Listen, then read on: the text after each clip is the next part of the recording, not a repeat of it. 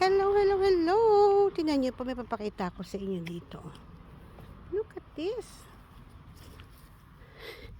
Ayan, ang ganda oh.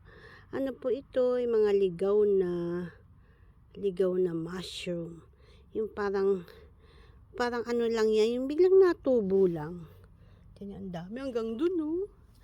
Ayan, ang ganda-ganda oh. Pero hindi po yung kinakain. Hindi po siya kinakain dito. Sadyang natubo lang yan. Dami nga dito oh. Hindi ko po alam kung poisonous yan, pero I guess kasi hindi naman siya kinakain, hindi yan iniintindi ng tao dito. Kahit sa ano natubo. Nandito ako sa aming labas. Malamig! Grabe ang lamig, sobrang lamig.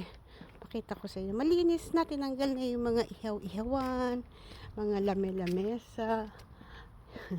Bahalan. Makita ako ng tao. Ganito pag pag autumn.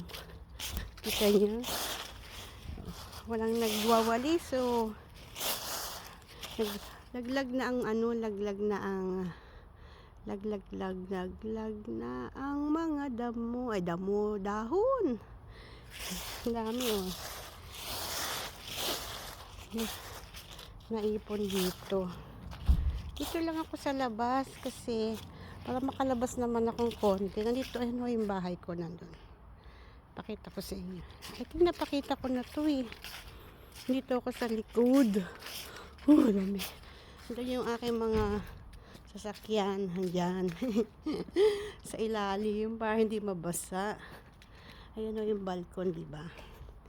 Dito ako ngayon sa garden. Andun o yung puno ng mansana. Sana naubos na, nalaglag na talaga. Tingnan niyo po. Yan o yung aking tirahan. Hanggang doon. Nandito tayo sa gilid niyan. Ang lamig kaya. Pakita ko yung tsura ko.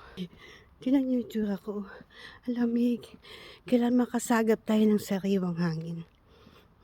Ayan. Ato, dyan o. Yan po ang kabuuan ng aking tirahan. Hanggang dyan. So, as you see, tahimik. Oh, 'di ba? Walang tao-tao. Sabado ho ngayon, Sabado ng alas 2. Ata anong oras na ba? Alas 3. Walang tao. Papasok na ako, napakalamig po talaga. Dito ako naglagay ng cellphone kanina. At ako'y nagsayaw-sayaw ng konti. Pinakita ko lang po, lamig talaga, hindi ko makaya. Kinikilabutan kaya ako. Sa sobrang lamig. Super lamig. Ay, mabay na po.